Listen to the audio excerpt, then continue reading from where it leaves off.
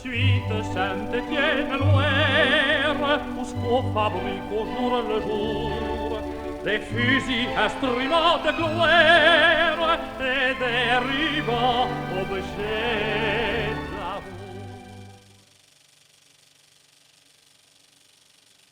S'il avait vécu un siècle, Paul Bert se fut réjoui de la manière dont Saint-Étienne a fêté hier le centenaire de sa naissance. La première des 3 inaugurations prévues au programme de la journée d'hier eut lieu à Grangeneuve. L'endroit confine à la côte Thiolière, qui dépend de la commune de Saint-Jean-Bonnefond. Monsieur Roger et les personnalités ayant félicité comme il convenait le personnel enseignant de Grangeneuve, des autos les transportèrent à l'autre bout de la ville, à Chavassieux. Quartier de Passementier où les hautes fenêtres laissent voir trop de métiers inactifs. Quartier de mineurs aussi. Où est-il le temps des prés de la Cotonne ? Tardy-Montferré, maintenant quartier populeux, a désormais un groupe scolaire en rapport avec son importance. Comme à Grangeneuve, avec de plus vastes proportions, les 3 écoles sont rassemblées. Monsieur Roger ne cacha pas sa satisfaction de voir se poursuivre la réalisation du plan d'aménagement scolaire dressé, au lendemain de la guerre, par la municipalité Louis Soulier. Né en 1903, Édouard Hure commence sa carrière d'architecte à Saint-Étienne dès 1928 et la poursuivra jusqu'à son décès en 1974. Avec Yves Gouillon et Jean Farrat, architectes d'opération, il imagine et conçoit les quartiers de Beaulieu, la Marandinière, la Palle, Montchauvet et la Métard. Mais on lui doit aussi, entre autres, le premier bâtiment commercial de style moderne de la place du Peuple, qui a longtemps abrité Monoprix, la construction de la tribune Henri Point en 1938 et la modernisation du stade Geoffroy-Guichard dans les années 50. En 1924, M. Abougi, directeur du service voirie, eau et éclairage de Saint-Étienne, présente un plan d'aménagement de la ville. Plan qui s'appuie sur 2 points.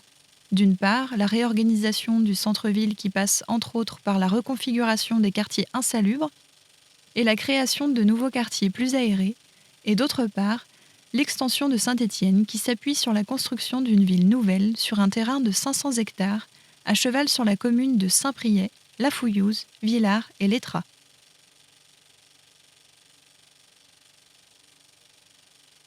L'école des mines est installée dans ces splendides bâtiments du cours Foriel. Initialement destinée à des étudiants externes, l'école des mines a dû rapidement prévoir des logements pour ses élèves face à l'augmentation des loyers et à l'insalubrité des logements dans les années 1930. Une souscription lancée en 1937-1938 permet d'ouvrir l'année suivante environ 80 chambres. Les élèves bénéficient de tout le confort moderne. Eau courante dans les chambres, chauffage central, salle de bain avec douche et baignoire à chaque étage, ascenseur. Les loisirs ne sont pas en reste avec la possibilité de s'instruire dans la bibliothèque, d'écouter la radio sur d'anciens postes de TSF, de jouer au bridge, au ping-pong ou au billard. Un restaurant est installé en sous-sol.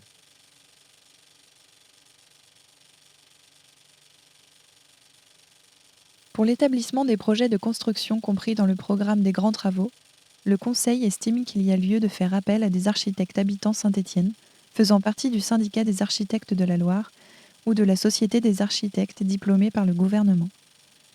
L'ordre de priorité a été approuvé par délibération du Conseil municipal du 29 novembre 1935. Une convention avec l'architecte Hure pour l'établissement du plan d'aménagement et d'embellissement de la ville fut ratifiée. Le maire soumit au Conseil 2 rapports sur l'amélioration du service des Gadous.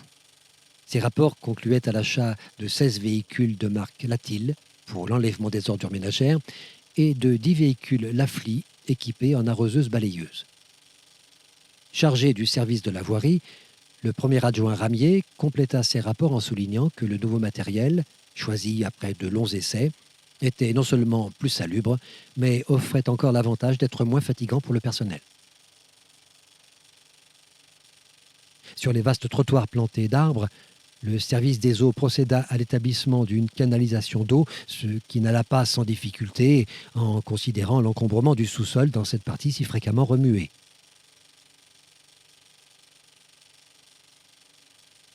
le réseau routier de la région stéphanoise supportait un trafic intense. D'autre part, il fut nécessaire pour combattre le chômage, dont souffre tout particulièrement la région, que des travaux soient entrepris pour la réfection et l'aménagement des routes qui desservaient la ville. Après la visite du chantier du réservoir principal, les officiels descendirent au réservoir de détente de 200 mètres cubes où étaient déjà coulées les fondations et où la mise en place des armatures, du béton armé, commençait.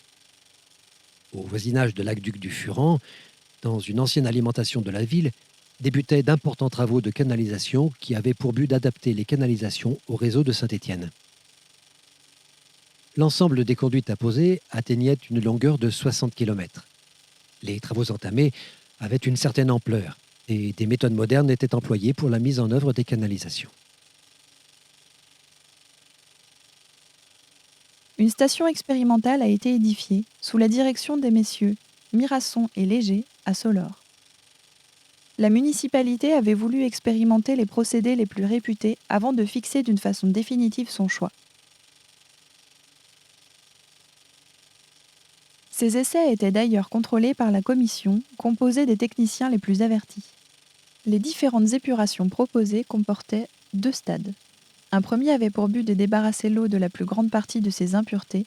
Ce stade comprenait la cagotation des eaux au sulfate d'alumine et la filtration des eaux. Dans un second stade, les eaux étaient stérilisées par des corps très oxydants.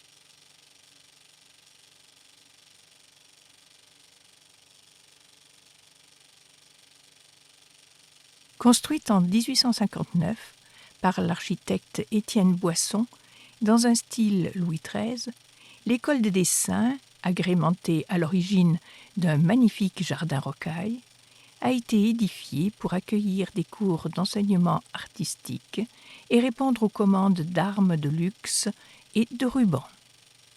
Ce bâtiment se compose d'un étage et de combles, éclairés par des lucarnes, qui reposent sur un rez-de-chaussée constitué de 7 arcades. Construit en pierre calcaire et briques, avec une toiture en ardoise, cet édifice présente une belle polychromie. L'entrée de l'établissement est magnifiée par un escalier monumental à balustres.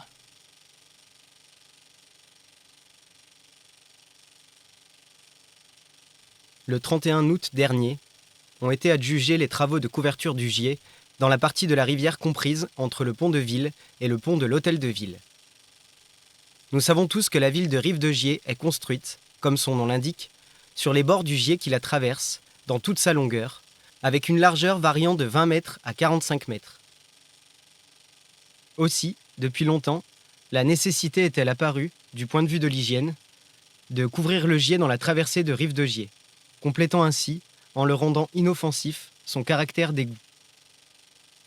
La réalisation de cette immense plateforme au-dessus du Gier, en plein centre de la ville, incitait à y voir un remède partiel à l'étroitesse de la vallée, de la ville, des rues.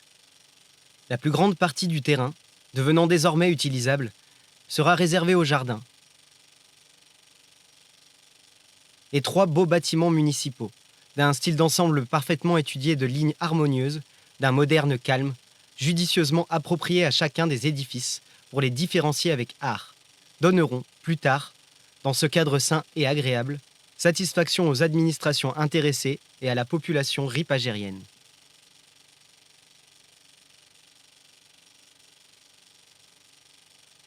Hier encore limité par l'exiguïté de ses locaux, aujourd'hui l'une des plus belles pépinières de ces techniciens et ouvriers d'art que n'a point réussi à tuer le travail à la chaîne, l'École nationale professionnelle de Saint-Étienne a vu se presser dans ses vastes cours la foule joyeuse de tous ses anciens élèves. L'école était à l'honneur. Un honneur enviable, puisque le sous-secrétaire d'État à l'enseignement technique lui-même, M. Jules Julien, député du Rhône, avait tenu à présider l'inauguration des agrandissements.